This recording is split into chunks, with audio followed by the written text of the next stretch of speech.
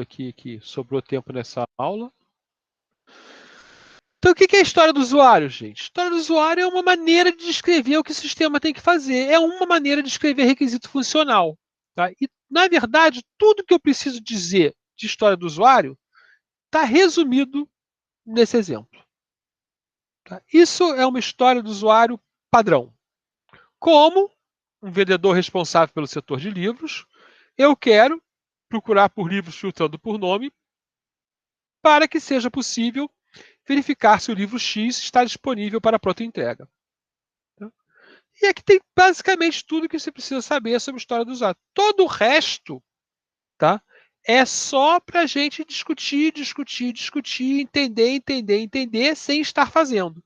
Eu li um texto interessante outro dia, e estou citando ele totalmente fora de contexto, né? Mas é a diferença, na verdade, entre ler e fazer. Né? Quando você faz, né, você realmente começa a ter uma compreensão maior do que você está lendo, como aquilo faz diferença.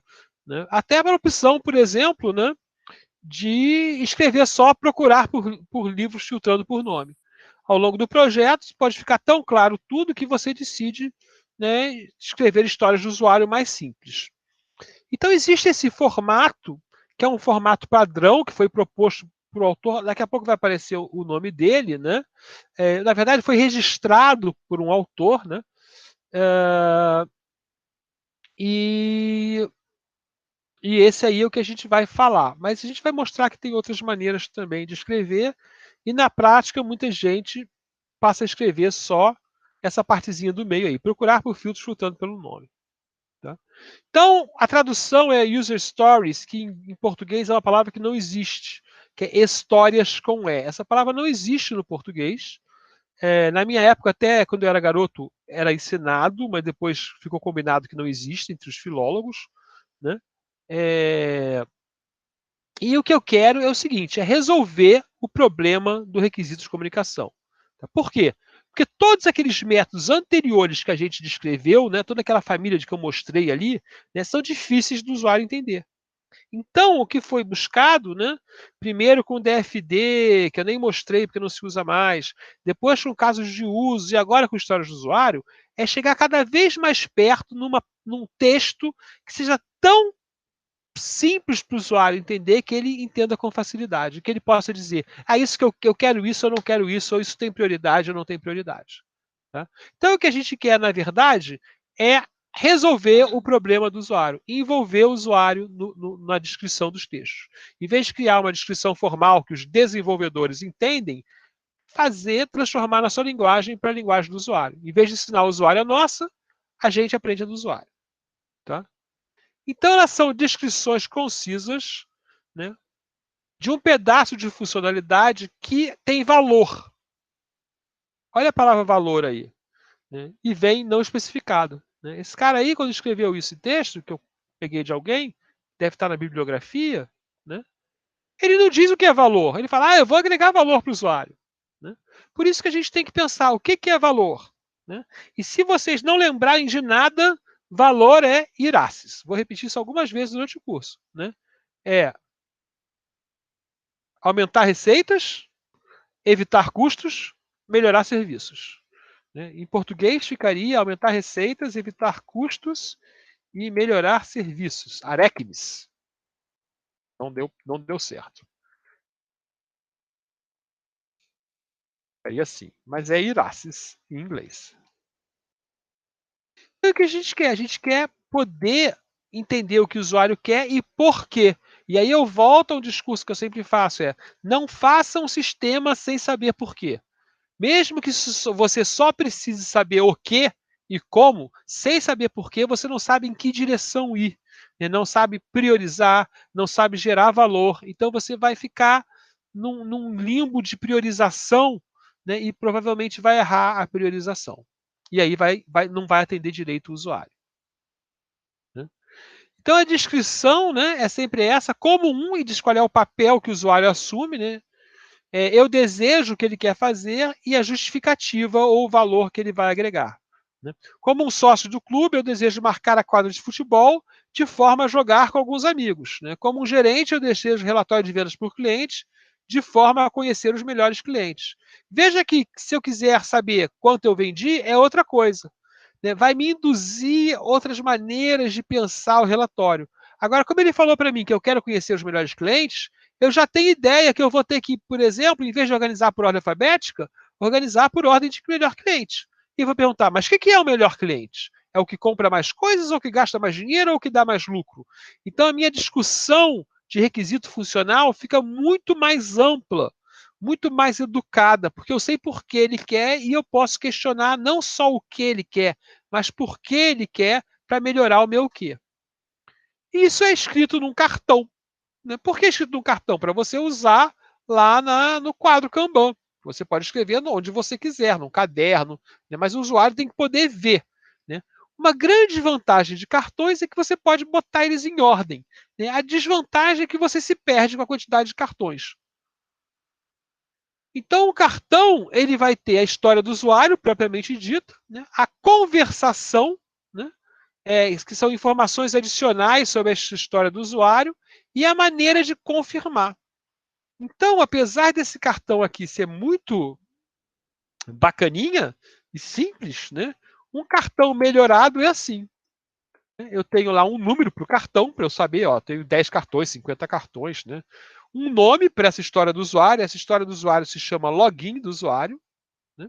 Um tamanho que eu vou, depois a gente vai ver como calcular, né? Quando a gente vai falar de medidas, e aí a história do usuário propriamente dita, né? Como um usuário registrado, eu quero entrar no sistema para que eu consiga acessar o conteúdo privado. Eu já comecei a entender, então tem um conteúdo privado e tem um conteúdo não privado, porque se tem um privado, tem que ter um não privado. Eu já estou entendendo melhor o sistema, né? E aí, a conversação que eu tenho com o usuário. Olha, o sistema vai ser assim, eu preciso que autentique no LDAP, que tenha uma recuperação. Então, esse desenho aí é o desenho que eu fiz com o usuário, né? Explicando o que o sistema vai fazer. Tá? Então, é a maneira de descrever essa conversação. Informação adicional sobre o estado do usuário e detalhes das conversações. Ok? A parte de trás do cartão, né, diz quando tem sucesso, o que deve acontecer, e quando não tem sucesso, o que deve acontecer. Tá? É importante lembrar que histórias de usuário não são mini casos de uso, né, não são especificações completas, elas são só o caminho. Né? Elas precisam ser interpretadas, precisam ser explicadas quando você vai lá para a reunião do Scrum, né? Ou para qualquer reunião que vai trabalhar com o Product Backlog. Então, elas são maneiras de se organizar. Né? E elas têm lá o que, o que e o porquê. E alguma história você pode botar onde, o quando, o porquê, essas coisas aí. Né? Então, o quem, né? É o exemplo de quem é o desejado. Pode ter um outro quem numa história que eu vou enviar algo, eu como gerente, quero enviar uma ordem para o entregador. Né? Então, ok, você vai ter lá um outro quem, que é um whose, na verdade. Né? É um whom. Né? A justificativa, eu acho que eu acho que eu já falei bastante, o porquê do porquê, né? É, a conhecer essa justificativa ajuda a gente a atender os verdadeiros requisitos, né? E quando eu falo os verdadeiros requisitos, tá, gente, eu estou sendo muito técnico. Não estou usando a palavra verdadeiros requisitos como qualquer pessoa fala. O verdadeiro requisito é aquele que, se não estiver no sistema, o sistema não cumpre sua funcionalidade. E ele essencialmente vai ter isso, vai ter um ator que faz algo para alcançar algum motivo. Né? Um usuário pode decidir precisar de várias histórias em vários níveis de detalhe. Então a gente tem essas histórias. Eu preciso enviar um e-mail, né? E essa história enviar um e-mail tem sub-histórias que você vai quebrar. Eu tenho que dizer para quem, né? Eu tenho que dizer para quem vai mandar cópia. Eu tenho que dizer se vai responder para mim. Então, uma história do usuário, ela geralmente pode ser quebrada em histórias menores que mostram desejos menores dentro do usuário. Né? E a ideia dela é que a gente comece a trabalhar. Olha, o usuário quer mandar um e-mail, o usuário quer um relatório. Então vamos lá conversar para ver como isso vai acontecer. Né? Ela é a largada para a análise real do sistema. Pode escrever em outra ordem, por exemplo, focando no benefício. Então, eu escrevo: para conhecer meus melhores clientes, como gerente, quero relatório de vendas ordenado por valor. Para mim, essa ordem é melhor, porque ela mostra o valor. Então, torna mais fácil a gente priorizar. Mas na prática, como a informação está aí, não faz muita diferença. Tá? Você pode botar mais informações ou menos. Esse aí é o modelo Lean. Né? A funcionalidade X, funcionalidade listar melhores clientes, vai melhorar a métrica de venda por cliente. Né? Então, mostrar uma carinha triste quando o usuário dá logoff vai melhorar a métrica tempo gasto dentro do site. Né? Então, isso aí também é uma maneira bastante interessante de escrever, que você vai trabalhar lá pelos métodos Lean, né? Enxutos, que a gente fala, que estão falando aqui no Brasil. Né?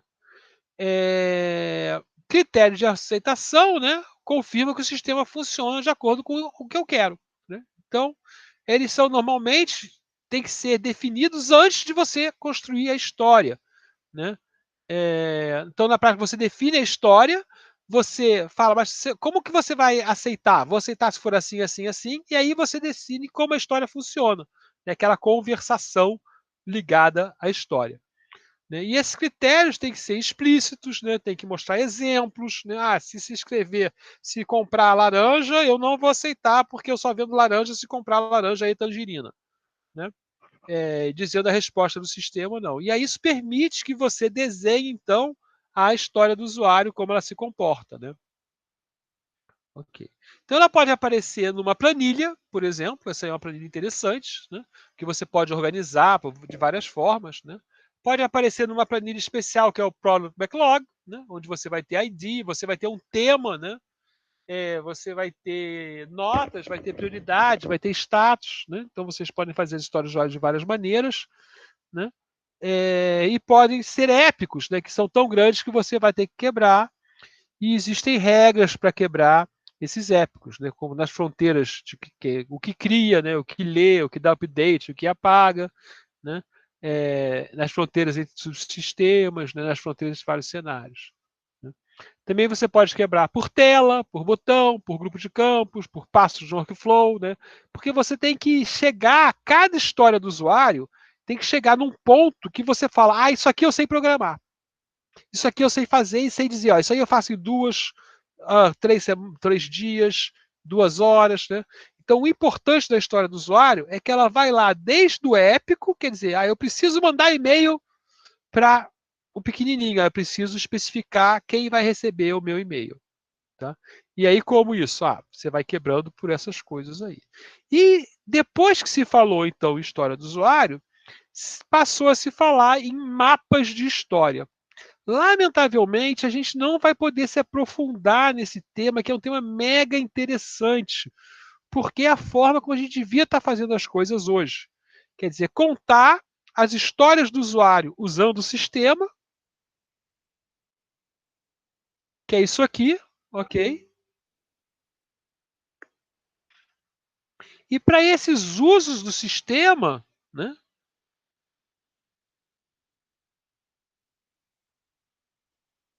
eu contar as sub-histórias que fazem com que ele funcione.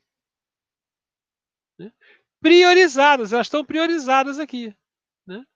E aqui eu posso marcar. Gente, está dando esse bug bizarro aí, né? Eu posso marcar as que eu já fiz. Tá? Então, esse aqui é um mapa de história em um nível só. Né? Eu posso ter um mapa de história em vários níveis. Nesse aqui a gente pode gastar um pouquinho de tempo. Né? Veja que a gente está falando aqui de uma agenda pessoal, né? Onde ele quer buscar e-mails, escrever e-mails, enviar e-mails, ler e-mails e apagar e-mails. Ele quer olhar calendário, criar apontamento, né? Criar evento, corrigir um evento, olhar um evento, e quer gerenciar contatos, criar contatos, atualizar contato e apagar contato. Então, isso aí são as maneiras como ele quer usar a agenda. ok? São as histórias do usuário de alto nível, né? São os épicos. Por quê? Porque enviar e-mail, eu não consigo fazer um enviar e-mail, né? É uma tarefa muito grande. Então, o que eu quero? Eu quero quebrar essa tarefa, essa história, desculpa, vamos chamar de história, enviar e-mail em sub-histórias. Tá? Então, eu vou falar, olha, primeira coisa que eu posso fazer é simplesmente enviar e receber, criar e enviar um e-mail simples. Tá? Então, o que vai ter no e-mail simples? Vai ter um destinatário, ou vários destinatários, e o texto do sistema, e o subject. Isso a gente pode imaginar como fazer. Né? Principalmente, se você fizer alguma análise técnica, por exemplo, vai descobrir que enviar e-mail significa chamar o sendmail, né? E se você mandar todos os usuários, todos os destinatários, ou o destinatário só, não faz diferença, porque é uma string para ele, né? Ele vai quebrar, né? E o subject é fácil de mandar e o texto é fácil de mandar. Ok? Então a gente vai fazer. Não, mas se eu for olhar lá, não, pô, é diferente mandar para um ou para vários. Então eu posso quebrar e falar criar e enviar e-mail para uma pessoa e criar e enviar e-mail para várias pessoas, criar duas histórias de usuário diferentes. E essas histórias originais, elas são geralmente faladas para o usuário, mas as outras histórias que estão em amarelo, elas são combinadas com o usuário. Aí você fala, olha só, você quer mandar e-mail, mas eu não consigo combinar com você e entregar essa funcionalidade inteira. Então eu vejo que para você enviar e-mail, você tem que fazer primeiro um e-mail simples, e ele vai falar, legal, então, olha, a primeira sprint, né, na primeira sprint eu quero que você faça algumas dessas coisas apenas. Né? Então eu quero que você faça um e-mail básico, né? Ler o e-mail básico, né? Ver o que eu tenho, né? E ele escolhe essas aqui para a primeira sprint. Né?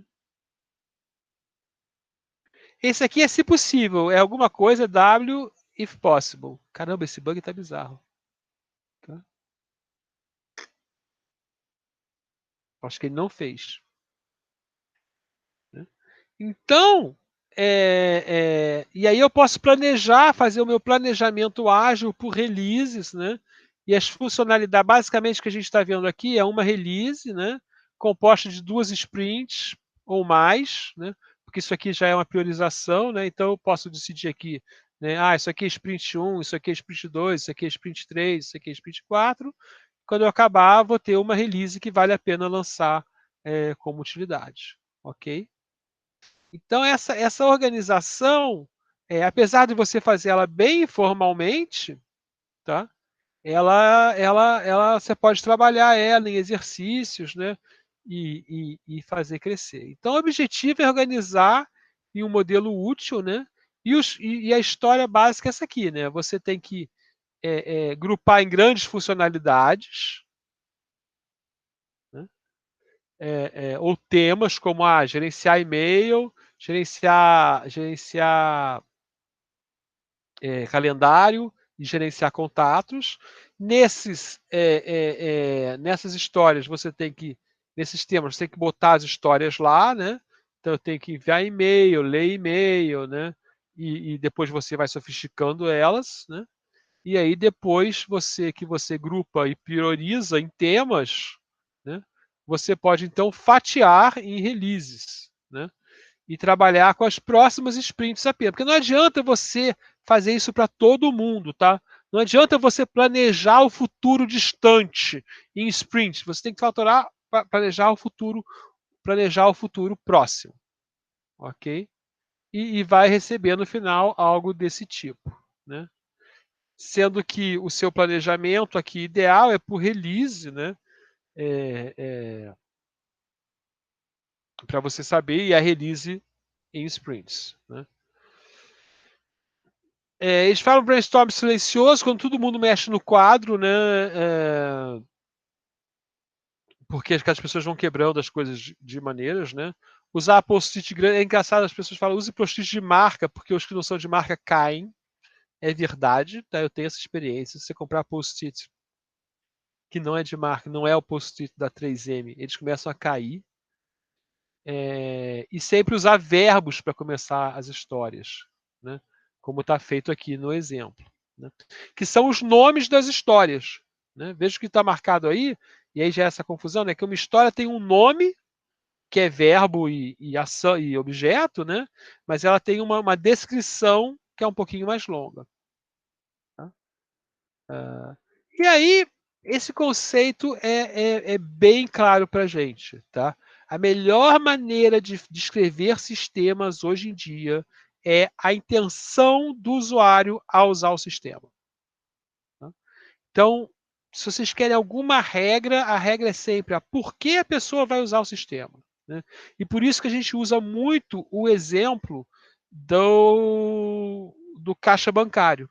Né? Porque é fácil todo mundo entender. Eu vou usar o sistema para ver o meu saldo, para retirar dinheiro, para pagar uma conta.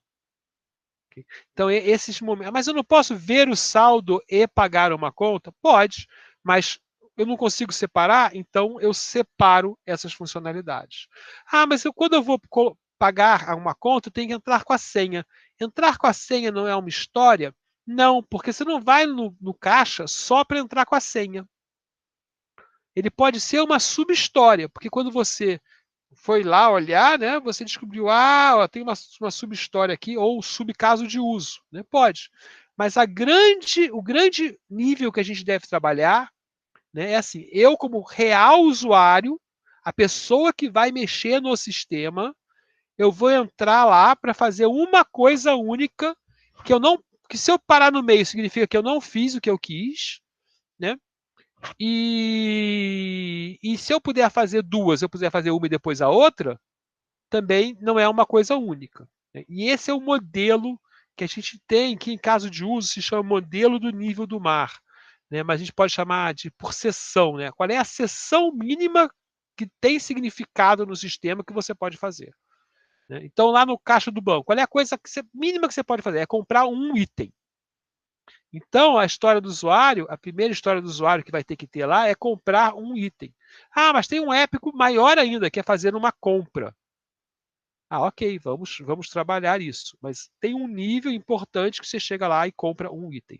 E a gente pensar isso é muito importante. Então, eu posso falar, não, então vamos cravar que o nosso item é fazer uma compra, né, que pode ter um item ou pode ter mais itens. Tá bom, pode negociar isso. Né? Mas depois tem lá, mas eu vou lá no supermercado e eu quero só perguntar um preço. Ah, então isso é outra história do usuário, que você vai no caixa só para perguntar um preço. Mas depois que eu pergunto o preço, eu compro os itens ou não. Não interessa, porque são coisas que você pode fazer separadamente, em sessões separadas. Tá?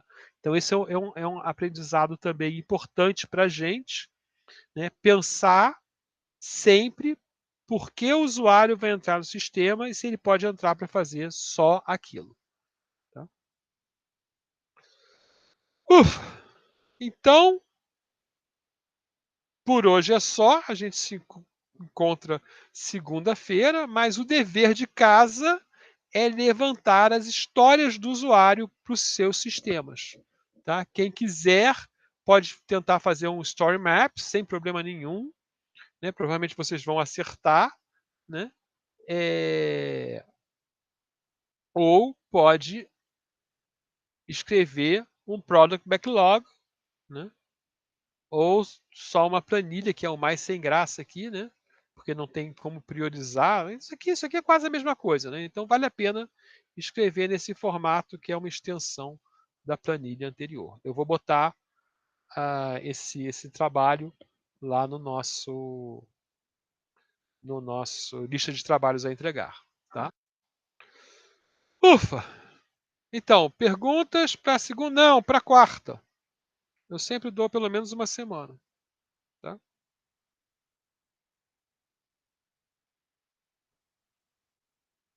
E, lamentavelmente, o curso está acabando, essa história de 12 semanas, né? Mas. E eu nem posso dizer, assistam aulas do próximo curso, porque também vai ter 12 semanas, então não vai adiantar muito.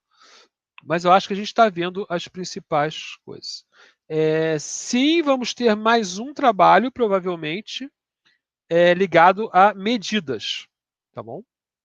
Então a gente vai ter mais um trabalho ligado a medidas. A semana que vem é a última, é 11, né? O último dia, acaba dia 16. Então a gente tem que falar de medidas, porque vocês não vão ver isso em lugar nenhum do curso. Né? Provavelmente no segundo semestre tem uma chance de eu dar MSI. Talvez eu, em vez de dar projeto de jogos, dê MSI agora. Bom, vamos olhar, né? Porque aí MSI poderia completar esse curso. Ok, gente. Foi um prazer e vamos lá. Obrigado pelas perguntas, sempre muito boas, sempre permitindo que a gente, né, discuta mais, mostre casos, mostre exemplos. O mais legal da pergunta, eu acho que a gente vê os exemplos, porque geralmente vocês trazem questões ambíguas, né, situações do mundo real. Vamos lá. Opa, tem que desligar aqui o gravando, vou ter que editar isso aqui também.